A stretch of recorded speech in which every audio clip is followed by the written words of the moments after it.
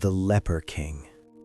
Imagine being handed a crown you never asked for, a kingdom surrounded by enemies on every side, and a body that is slowly betraying you from within. This is not a story of a king who was born into glory and lived in comfort. This is the story of a boy who discovered at the age of 9 that he was dying, and who spent the rest of his short life making sure his kingdom did not die with him. This is the story of Baldwin IV of Jerusalem, the Leper King. To understand Baldwin, you first have to understand the world he was born into. It is the year 1161. The Crusader kingdom of Jerusalem is barely 60 years old. It was carved out of the Holy Land by European knights in the First Crusade of 1099, and it has never known true peace. It exists as a thin strip of land along the eastern Mediterranean coast, a Christian enclave in the heart of the Islamic world, sustained by faith, ambition, and an almost reckless willingness to fight. Baldwin is born to King Amalric I and his wife Agnes of Courtenay. He is a prince of Jerusalem, blonde, sharp-eyed, and by all accounts a bright and eager child. His father's court is sophisticated, multilingual, and politically charged. From the beginning, Baldwin is being groomed to rule. His tutor is a man named William of Tyre, a churchman, historian, and one of the most remarkable intellectuals of the medieval world. William will later write a chronicle of the Crusader kingdoms, and it is largely through his words that we know Baldwin at all. William notices something about the boy when Baldwin is around 9 years old. The children are playing a game, pressing their fingernails into each other's arms, as children do. The other boys flinch and cry out. Baldwin does not. He feels nothing. William tests it again. He takes Baldwin's hand and presses hard. No reaction. The boy is not being brave. He genuinely cannot feel pain in his right hand and arm. William recognizes what this means immediately. He calls for physicians, and the diagnosis, when it comes, is devastating. Baldwin has leprosy. In the medieval world, leprosy is not merely a disease, it is a sentence. Lepers are cast out of society, forced to wear distinctive clothing, to ring a bell as they walk so others can avoid them. They are treated as the living dead, as people already halfway out of the world. But Baldwin is a prince. He cannot simply be cast out, and he refuses to be. The disease progresses slowly at first. For years, Baldwin lives and studies and trains as any noble boy would. He learns Latin, strategy, theology, and the art of war. He is clever, determined, and by all accounts deeply serious for his age. In 1174, his father, Amalric, dies unexpectedly of dysentery. Baldwin is 13 years old. He becomes king of Jerusalem. The kingdom Baldwin inherits is precarious. The great lords of the realm are fractious, ambitious men who do not easily bend the knee. The church is powerful and politically entangled. The military orders, the Knights Templar and the Knights Hospitallers, are formidable and not always cooperative. And on the horizon, the most dangerous figure in the Islamic world is rising. His name is Salah ad-Din Yusuf ibn Ayyub. We know him as Saladin. Saladin is brilliant, patient, and relentlessly strategic. He is in the process of uniting Egypt and Syria under his rule, surrounding the Kingdom of Jerusalem on multiple sides. Where previous Muslim leaders had fought the Crusaders in pieces, Saladin intends to face them whole. Baldwin understands this, even at 13, even as his body continues to deteriorate, the leprosy slowly spreading, stealing feeling from his fingers, his hands, his face. His regent in the early years is Raymond III of Tripoli, a capable but cautious nobleman. Baldwin watches, learns, and waits. And at 15, despite everything, he takes the field himself. The year is 1177. Baldwin is 16 years old. Saladin launches a massive invasion from Egypt with an army estimated at some 26,000 men. His intent is to sweep through the kingdom, possibly take Jerusalem itself.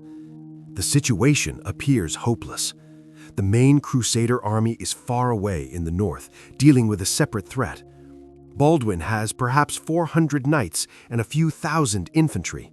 He calls on the Knights Templar, and about 80 Templar knights join him. Conventional wisdom says, do not fight, wait, defend. Baldwin advances. On November 25, 1177, at a place called Montgisar near the coast, Baldwin's small force catches Saladin's army in a vulnerable moment. The Muslim forces are spread out and off guard, crossing difficult terrain. Baldwin strikes with everything he has. The battle is a rout. Saladin's army collapses. Thousands are killed. Saladin himself barely escapes with his life, fleeing across the desert. It is, by any measure, one of the most stunning military upsets of the entire crusading era. A 16-year-old leper king with a handful of knights has just defeated the most powerful general in the Islamic world. The kingdom erupts in celebration. Baldwin is celebrated as a hero, a warrior king, a figure touched by divine favor. The irony of a visibly sick, partially disabled teenager routing the armies of Saladin is not lost on anyone. But Baldwin takes no time to rest. He knows Saladin will return. As Baldwin grows older, the leprosy tightens its grip. By his late teens and early 20s, his vision begins to fail. His hands are increasingly crippled. He can no longer grip a sword or hold reins with any confidence. And yet he does not stop ruling. He leads his army from horseback, his arms wrapped in bandages, his face increasingly disfigured. He dictates documents he can no longer sign himself. He chairs councils and holds court and negotiates treaties. The sheer act of kingship becomes, for Baldwin, an act of physical will that most healthy men could not sustain. But the political situation grows more complicated. The question of succession becomes urgent and divisive. Baldwin has no children, and the disease means he almost certainly never will. The great powers of the kingdom begin to maneuver around the question of who will come next. Enters Sibylla, Baldwin's older sister and the woman through whom the succession runs. She is charming, politically active, and controversial. She marries twice. Her second husband, Guy of Lusignan, is a handsome French nobleman whom Baldwin regards with barely concealed contempt. Baldwin considers Guy weak, arrogant, and unfit to lead an army. This is not a minor disagreement. The future of the kingdom hangs on who will hold its sword. Baldwin strips Guy of the regency when he judges Guy's military decisions catastrophically bad during a confrontation with Saladin in 1183. He effectively sidelines him, but Sibylla refuses to abandon her husband, and the political maneuvering around the succession grows increasingly bitter. Throughout all of this, Baldwin is going blind. His legs are failing him. There are reports that he is carried on a litter to councils in his final years. He is somewhere around 20 years old. Despite his deteriorating condition, Baldwin continues to lead the kingdom's defense with remarkable effectiveness through the late 1170s and into the 1180s. He builds and fortifies, he negotiates, he plays Muslim rulers against each other, exploiting the rivalries and tensions within Saladin's coalition. He grants trading privileges to the Italian city-states in exchange for naval support. He cultivates alliances with Byzantium, with Armenia, with anyone who might provide leverage. And when Saladin strikes again, Baldwin meets him. In 1182, a major Muslim offensive by sea and land is turned back. In 1183, despite being carried in a litter due to his condition, Baldwin arrives at the Crusader camp near Safuria to oversee the defense. His presence alone lifts morale. His commanders report that the sight of their dying king refusing to be absent from the field galvanizes the army. Saladin retreats, again. It is a pattern that repeats across Baldwin's reign. Saladin is capable, patient, and powerful, but somehow, while Baldwin lives, Jerusalem does not fall. There is something almost mythological about it, the leper king rotting from the outside, holding a kingdom together by the force of his will. By 1183 and into 1184, Baldwin is in serious decline. He can barely see, he cannot walk. He is in almost constant pain from the later stages of the disease, which by this point has spread to his face, his throat, and his body.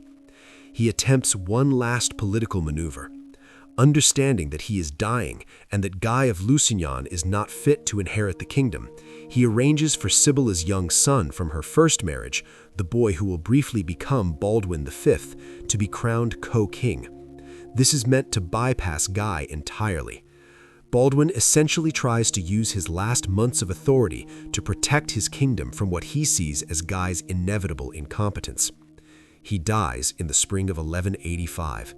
He is around 24 years old. He has been king for 11 years.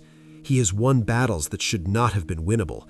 He has governed a fractious, exposed kingdom in the middle of a hostile world. He has done all of this while progressively losing his sight, his hands, his legs, and his face to a disease that was, in his era, incurable and utterly without mercy. The cruelest part of Baldwin's story may be what happens after he dies. His young successor, Baldwin V, dies after less than a year on the throne. Sibylla takes power. Guy of Lusignan becomes king consort. And in 1187, just 2 years after Baldwin's death, Guy leads the Crusader army into one of the worst military disasters of the Middle Ages. At the Battle of Hattin, Saladin annihilates the Crusader forces. The army of Jerusalem, the same army that Baldwin had protected and preserved through years of careful strategy and desperate courage, is destroyed in a single afternoon. Saladin captures Jerusalem later that year. The kingdom that Baldwin had spent his life defending falls almost immediately after he is no longer there to hold it. History rarely offers crueler illustrations of what one person can mean. What do we make of Baldwin IV? He was not a saint. He was a medieval king, and he operated with the assumptions and prejudices of his time. He could be ruthless. He made mistakes. He failed to fully solve the succession crisis that would ultimately doom his kingdom. But the scale of what he achieved, the improbability of it, is difficult to overstate. He ruled for 11 years, nearly half of them in serious physical decline, and he never lost Jerusalem. He defeated Saladin, arguably the greatest military commander of the era, multiple times. He maintained the political coherence of a kingdom that had every reason to collapse, and he did it all while visibly, undeniably dying. There is a word that gets used in histories of the Crusades: tenacity. It is perhaps an understatement when applied to Baldwin IV. William of Tyre, his old tutor, writes of him with unmistakable admiration and sorrow. He describes a young man of exceptional intelligence and courage, who understood his situation with clear eyes, who chose to fight anyway, and who bore his suffering without complaint in public. He was not defined by his disease. He refused to be. In a world that would have swept him aside, that had every historical, medical, and political reason to consider him a temporary placeholder until a healthy king could be found, Baldwin IV made himself indispensable, irreplaceable, and ultimately irreproducible. The Leper King, 24 years old, and for 11 years, the man who held the edge of the world together. If you found this story as extraordinary as I do, consider what it means. This was not a man of perfect health and perfect circumstances who achieved great things. This was a man who was dealt perhaps the worst hand available to a medieval monarch, and who played it better than almost anyone had any right to expect. History is full of kings. It is not full of Baldwin IV.